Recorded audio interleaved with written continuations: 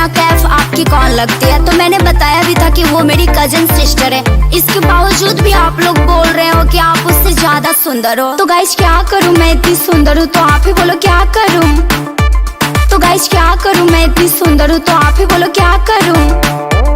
मैं करीना से भी गोरी, कटरीना से भी गोरी। मेरे आगे एक छोरी, मेरे पीछे एक छोरी। मेरा नाम बबली, मैं हूँ पगली। खाने में खाती हूँ मैं। क्या?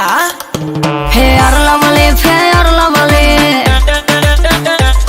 Fair Lovely, Fair lovely. सही बात बा। कल हम इनको देखे हैं, लोचन इनका नहीं देखे हैं। सही बात बा। ओए Fair Lovely, Fair Lovely, Fair Lovely, Fair Lovely. चिकला चिकला,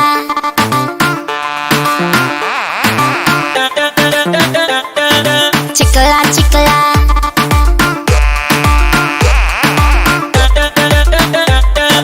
चिकला चिकला।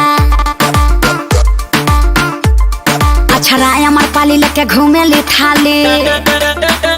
हाय जान मारे मोर कनवा के बाली। हाजी अच्छा राय हमार पाली लेके घूमे ली थाली। जान मारे मोर कनवा के बाली। गोर बनी चित चोर बनी, देखे में लागे ने दूधवा के छाली।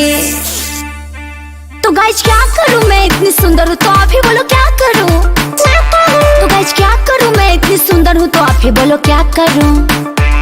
मेरा नाम बबली, मैं हूँ पगली। खाने में खाती हूँ मैं। क्या?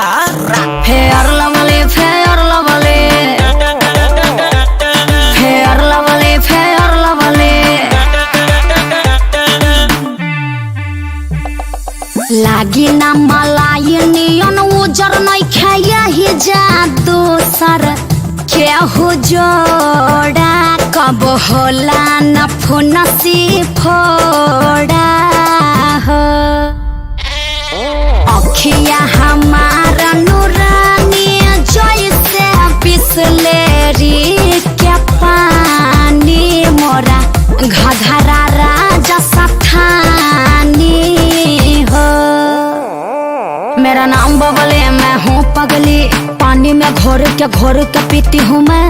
क्या? Fair Lovely, fair